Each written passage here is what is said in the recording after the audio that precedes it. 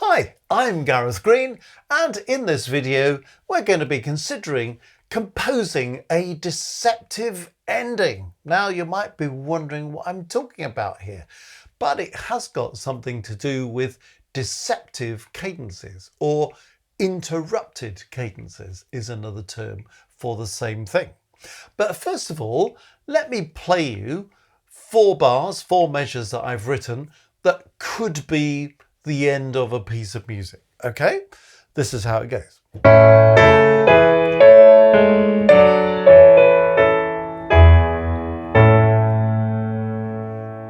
And if a piece of music ended like that, you'd be quite happy with it, wouldn't you really? And you think, yeah, I can feel it's come to the end. Fine, no problem at all.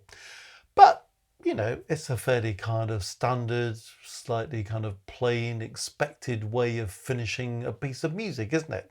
Nothing wrong with that. Maybe what you want in many a situation. But how about if we kind of interrupt the ending using an interrupted or a deceptive cadence, and then use that as a way of delaying the final statement and as a way of kind of heightening the final tension? Let me show you what I mean. Because what I've got in this version of the piece is that this is the same thing that we've just heard, but you know, I've turned this into a 5/7 instead of just an ordinary 5, and then this is a chord 6. So the cadence that you have at this point is a deceptive cadence or an interrupted cadence. So just as you think it's going to finish, instead of going, it does this. And there's that element of surprise. Oh, I thought it was going to finish. Now we've got a deceptive cadence or an interrupted cadence. And then the piece of music can't finish on a deceptive cadence. It's like left in the air. So it kind of triggers another 4 bars or another 4 measures in this case to finish the piece. But because we've had this deceptive cadence at this point, or interrupted cadence, it kind of enables us to build to a greater finale just by building up the tension towards the end.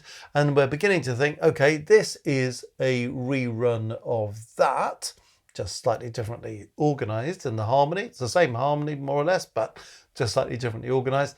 And then I've done a different ending and packed out the chords a little bit to kind of heighten the finish. So what impact does that make? Let me just play you again the thing that we started on. So imagine that this might be the final phrase of a piece that somebody's written.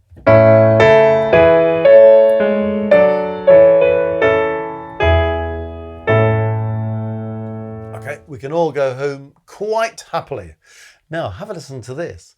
Same phrase, deceptive or interrupted cadence at the end of it, followed by an extra 4 bars, 4 measure phrase that really nails the ending.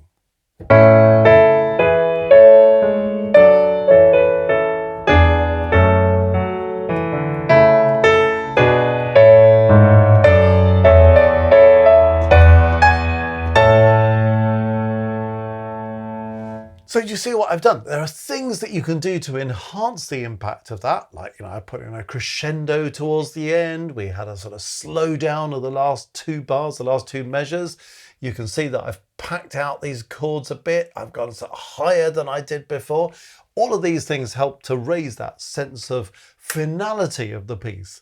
But the point is, by using this deceptive or interrupted cadence where you might be expecting to hear a perfect cadence, a 5/1 cadence, actually you push the music forwards, you enable this extension at the end so that this could be your coda at the end of the piece, and you create an opportunity to heighten the tension at the close. Have another listen.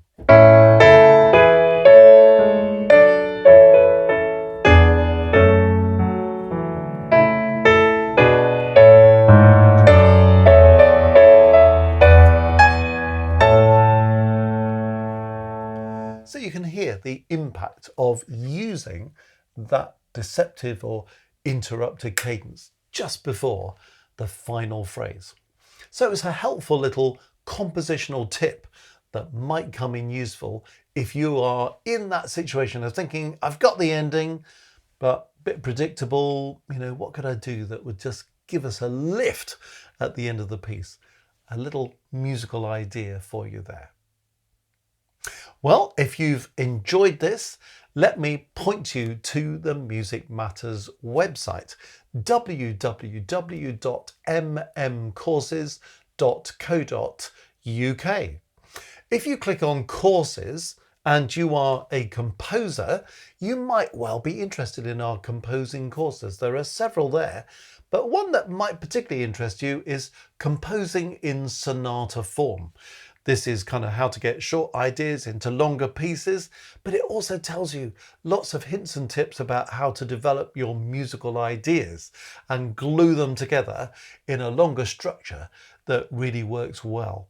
So you might be interested in extending your capacity as a composer by having a look at that video, which would go very nicely with this video, having a look at that course so that you can really extend your own compositional abilities.